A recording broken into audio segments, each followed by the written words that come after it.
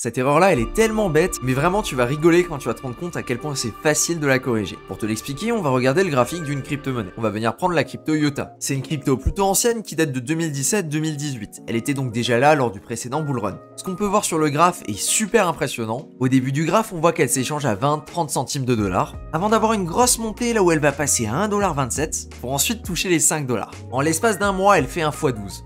Et tu te dis qu'un truc comme ça peut pas se péter la gueule, ça peut pas louper, quoi, ça doit être intéressant finalement. Malheureusement, à la fin du bull market, le projet tombe dans l'oubli, et il reprend son cours comme si rien s'était passé. On est de nouveau sur une courbe comme ça qui est plate, là où il se passe rien, et la courbe passe même en dessous des prix qu'on avait directement au lancement. Si on dézoome un petit peu plus loin, on va arriver de nouveau à des zones assez intéressantes. Et ces zones-là, c'est le bull market qu'on a eu en 2020-2021. Ici donc on peut voir le pump initial. Et si on va un petit peu plus loin, on peut voir que ça remonte. Là je t'ai dézoomé la charte en entier histoire que t'aies la bonne idée. Et bien finalement, ce qui s'est passé, c'est que le deuxième bull run n'a pas poussé autant la crypto-monnaie que lors du premier bull run. Comment ça s'explique ça? Et bien IOTA c'est une crypto-monnaie d'une blockchain. Le souci c'est qu'entre temps, il y a eu 50 000 blockchains différentes qui sont arrivées sur le marché, dont plusieurs avec des fonctionnalités similaires, voire même plus intéressante que ce qui se faisait sur IOTA. Et du coup, le fait que IOTA ait survécu pendant tout ce temps, finalement, ça ne lui a pas permis de reprendre le lead par rapport à ses concurrents. Alors maintenant, on peut aussi regarder en termes de market cap, mais de ce que j'ai vu, finalement, c'est la même chose, tout simplement parce que tous les tokens ont déjà été distribués. Est-ce que tu as réussi à comprendre l'erreur là-dedans? L'erreur là, elle est assez simple. C'est quand une crypto-monnaie, même si tu l'aimes bien, eh bien, elle tombe dans l'oubli et il n'y a qu'une toute petite communauté qui reste, et que finalement, le projet ne construit rien de significatif, ou alors qu'il y a énormément de concurrents qui pop d'un coup, et bien malheureusement, le projet a de grosses chances de ne pas pouvoir remonter lors du prochain bull run. Et encore, là on est loin d'être sur une crypto qui a un score vraiment horrible, même si on est loin du pic à 5$ qui n'a d'ailleurs pas duré très longtemps, elle était plutôt aux alentours de 3-4$, et bien ici on a quand même eu des pics qui sont montés jusqu'à 2$ avec un prix moyen environ à 1,5$.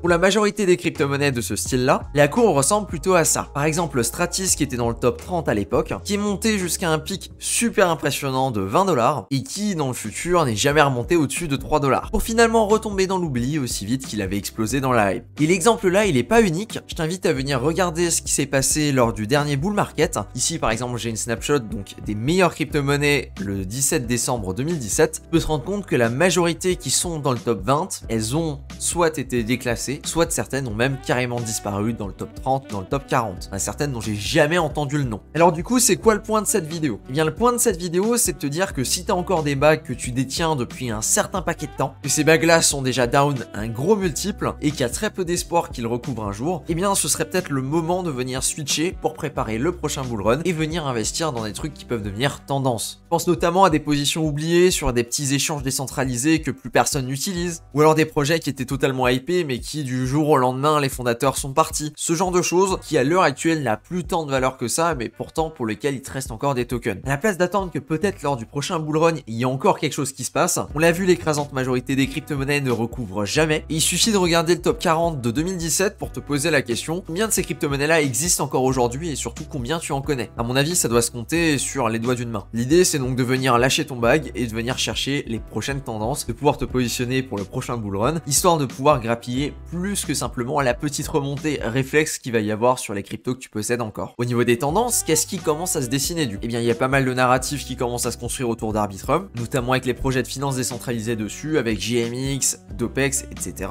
Il y a pas mal de hype sur Optimism aussi, il se passe pas mal de choses. On a Phantom qui reprend du poil de la bête parce qu'il y a eu des grosses annonces dessus, ou on a encore d'autres petites crypto-monnaies qui restent à découvrir et qui sont probablement très intéressantes également, et qui ont aussi l'énorme avantage d'être nouvelles, et donc s'il y a un petit pic, s'il y a une petite remontée, eh bien il y aura pas tous les bonhommes qui ont encore leur bag du bull run précédent qui vont essayer de venir dumper sur toi. La stratégie est donc simple, globalement si tu as encore des crypto-monnaies qui traînent par-ci par-là, qui sont oubliées de tout le monde, c'est peut-être le moment de venir les swapper pour pouvoir rentrer dans des projets qui pourront être intéressants lors du prochain bull market. Et si tu veux comprendre pourquoi je suis optimiste par rapport au marché en ce moment, eh bien tu peux tout simplement regarder cette vidéo qui s'affiche à l'écran. Merci de ton attention, c'était Cryptomage. Sur ce, je te dis à plus. Ciao!